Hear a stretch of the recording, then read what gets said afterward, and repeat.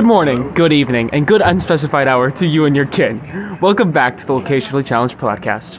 I'm your host, Tyler Harity, and to the eagle-eared viewers who have a history of subjecting themselves to this garbage, you'll notice that I'm not the typical host. That's because this isn't a Locationally Challenged Podcast, it is, but it's also a Participant Challenged Podcast, specifically because Jacob Vander Weide had no idea we were going to ambush him with this horrendous garbage. We figure if he's going to bestow his awful videos upon this poor, broken earth, we're going to bestow this wretched atrocity onto him. I'm joined here today by Big Bagel Brybram Bornberg, everyone's Braveit Broski, Jacob Vander Weide, who is here, and John Strange, who would rather be looking for birds than literally anywhere near this forsaken trio. Today, we're at everyone's favorite Japanese, I think, restaurant. Anyway, with the obligatory geographic doxing out of the way, let's begin with the conventional monologue. So let's say you're out and about at your new job. You had to get one over the summer, not only because you need the money, but you didn't really want to go all the way back home. It's so much of a hassle, and honestly, there's not much there for you anyway. So you get your new job, and a couple of weeks go by, and everything's pretty peaceful, and the job isn't a lot of work, but you're still getting a decent amount of money, so hey, why not stick around, you know? But then, out of the corner of your eye, you notice someone from your past. Someone you never really liked, someone you've actively tried to avoid. Someones that you never wanted to see again. And they're walking up right behind you. Their pace is slow at first, and they seem to not notice you as they talk amongst themselves. You start getting anxious over whether or not they realized it's you, but you just try to play it cool and hope you didn't look back enough times to be noticed. But then the conversation gets louder, and you can hear what they're saying. It's nothing of importance, but it gets louder because, without looking... But it gets louder, causing you to look behind you, seeing why the volume raised. Then you realize it's not the conversation. They've just gotten closer. You quickly look back away, hoping you were discreet yet fast enough not to be noticed, knowing you definitely weren't. And here, continued rises in volume. You pick up your pace faster and faster, and yet the volume rises and rises. One of them eventually says, "Hi, can I help you?" Calling you out by name. You try to ignore them, hoping they'll try... Hoping they'll think you're someone else if you don't react. But they continue to call your name, and soon all of them are saying it. No, this is the monologue. You can hear... They're not only are they getting closer, but they're getting louder. They're getting spiteful. They're getting aggressive. You can hear the smile in their tones, the seething dip in their pitch. They get louder and louder and louder until finally you spin around to look them right in the face and yell, "Leave me alone!" Only to see that they're vanished. Gone like that, as if they were never there. You begin... Hold on. We're receiving soup. Please hold. Miso. Good old-fashioned miso soup from your favorite, probably Japanese restaurant, sake. Only to see that they vanished. Gone like that, as if they were never here. You begin to question whether or not you're losing your sanity, but then cold iron hands grab you by your shoulders and wrench you down to the pavement with intense force. There, you can only stare up as your pursuers, their faces dark and evil, laugh and scream as they hold you down and begin their cruel torture of you, a torture you thought you had long escaped. This is a brief glimpse into the mind of Jacob Vander Weide as we descended upon him in his life to ruin it once more. John, as one of the evil pursuers, how would you taunt Jacob? I would ask him why he's Serbian. That's a wonderful question, my good friend. Ryan, as the fastest boy alive, how would you quickly yet sneakily disappear as Jacob tries in vain to face us down? That's a great question, Tyler. You see, as the fastest man alive, I would in fact be running circles around Jacob so quickly that he would be unable to see me. That's about a little over 60 frames per second, so really fast. Wow, that's fast. And Jacob, have you made peace with your maker? I'm a faithful follower of Jesus Christ. Also, how long is this? What a wonderful start to the show. Unfortunately, I forewent my ASMR section for that nice little monologue, but in compensation, I offer a fun little surprise at the end, to make up for my intolerant acts. Speaking of, we begin with John Strange's famous section, Current Events. Well, hey guys, it's me. It's John Strange, your current events host as long as I desire to be. There's no getting rid of me now. Now, let's start off today with the wildfires in Canada that has subsequently blanketed the entire northeast of the United States.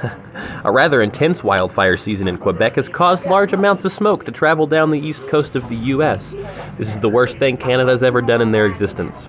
It's caused major health issues and warnings about air quality all the way down to South Georgia. Additionally, several events in New York include a showing of everyone's favorite musical, Hamlet, were canceled. Ryan, what's the most tragic part of this event? Well, in terms of our current events, I think the most tragic part is the fact that the air quality has gotten so bad that when I go out for a run, I can feel it on my skin. It seeps into my every being and makes me feel as if I'm running through a wall of smoke. Seconded only by the showing of Hamlet in and of itself. What an awful, terrible play by an unnotable playwright. That was a delicious comment. Now, moving on. Tyler, how are we going to get revenge on Canada, who, in a classic Canadian way, peaceably attacked us? I'm thinking just straight up nuclear warfare. We should first go for what's that guy that committed blackface's name? What a handsome man. Justin Trudeau, thank you. Yeah, we're gonna start by nuking his house, not his office, not like his White House. I don't think they have one of those. They're not cool enough for it. But we're gonna start off with nuking that, and then we'll go for Vancouver because no one likes Vancouver. It would probably be a black house. Exciting. I can't wait to help. Jacob, how joyful are you that New York is finally getting what it always deserved? Well, after the COVID-19 pandemic where they killed all the elderly people, I'm not sure there's anyone else to die. Also, is this the first time on the podcast we've talked about real current events? How quaint. Let's move on to the Pope. He's finally dead. Just kidding. Never mind. The Jacob Vander Weide YouTube channel wishes no harm upon people. However, the Pope was administered to a Roman hospital. Wow. Due to trouble with his stomach, probably resulting from a previous surgery. I'm not sure. I don't care enough to fully do the research, but the doctors are going to be performing a surgery on his abdomen for an operation that may involve his colon, or may involve a child. As of researching, he's probably not dead. Ryan, as an exercise science major, how would you perform this surgery, given my very specific diagnosis? Absolutely. So, as an exercise science major, I have an extreme and intuitive intelligence of all surgeries and all forms of surgery. So, speaking about the Pope, I'm assuming that his belly has become bloated from all that food he's been eating off the backs of the rest of the Catholic Church. My assumption is that he just has, a GI blockage. So I would cut him open and then, cut open his intestine, remove the piece of whatever's blocking him, and then sew him back up all nice and neat so he can go back to doing nothing. Well now, that's quite interesting. Shame he doesn't have you as a doctor. He'd be in very good but small hands. Anyway, Tyler, what are some ways we can show support to good old Francis in his time of need? Well, you can start by do the Catholic Church they perform Eucharist? Anyways, wonderful. Jacob, who do you think will be the next pope if this surgery goes poorly? Yeah, so I've thought about Kanye West, but there's a couple issues there. First, he's a little divisive, especially against the Jews, but the Catholic Church really has no issue with that, so it could be Kanye. That's incredible. I will await that to happen. That's it for current events today. I've been your host, Monsieur Lestrange, reminding you to dunk on your haters with drone cluster strikes, Obama style.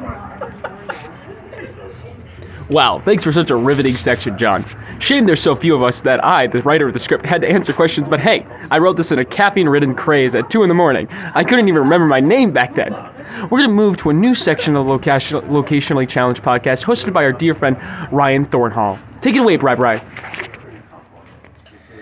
Hi, thanks for the mic, you greedy scumbag. My name is Ryan, if you didn't know that already, as I've already been introduced. And today, I'm going to be bringing you a lesson in video game history. Today's feature will be Destiny 2. Destiny 2 is now a free-to-play online first-person shooter video game developed by Bungie. It was originally released as a pay-to-play game in 2017 for the PS4, Xbox One, and Windows systems. It became free-to-play, utilizing games as a service model under the New Light title on October 1st, 2019, because they couldn't make enough money or have a player base otherwise. Followed by the game's release on 2 hours later. Went like 6 months. You're gonna tell me to shill out another $40 for an expansion that doesn't. All right. else? Hold on. We don't want to disrespect our corporate overlords like that. All right. Relax, Bry Guy. Cut it out. Also, I'm pretty sure that was mostly just a copy and paste from the Wikipedia page, but I won't hold it against you, Bry Guy. Anyhow, it's time for the glorious roundtable. And this is the part of the show where I ask my co-hosts a controversial question, and they respond however they please. This is usually based on location, but we've already thrown that out the window, and ergo I won't be pushing it any further. Now, for the first question, what is the best video on the Jacob Vander Weide YouTube channel?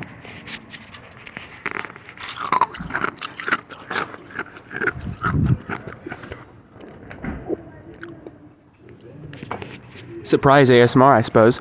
Here to Jacob. As the curator of the Jacob Vander Weide YouTube channel, I like to think that all of my videos are wonderful, but since I have to pick one, I won't.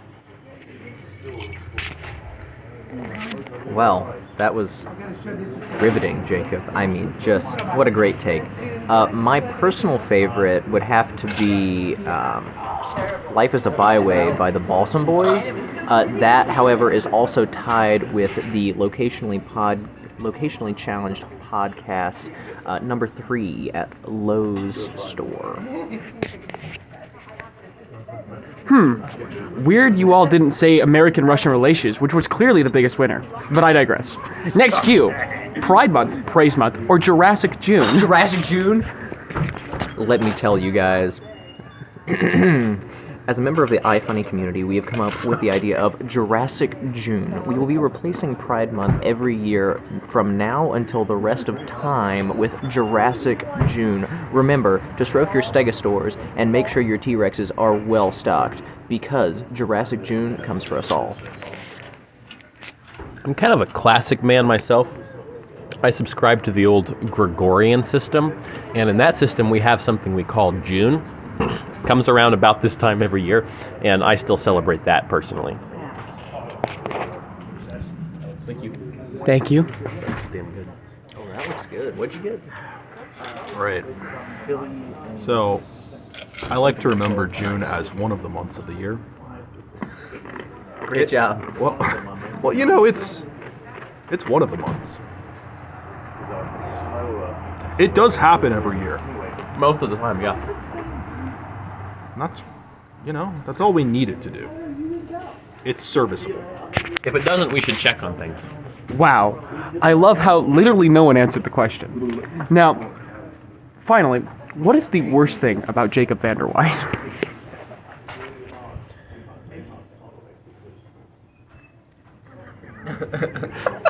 It's the stripe down the side of his shorts, no question. Personally, I don't think there's anything bad about Jacob Vander Weide. I think he's a really great guy. I think that he is always very genuine with his people, everyone who he interacts with. Unless we're talking about the fact that he gets injured literally every 5 seconds when he tries to do physical activity. That infuriates me. Okay, hold up. I've been doing a whole week of manual labor and haven't gotten hurt once. So take that and your little tiny nose. Now the worst part about me is my ego.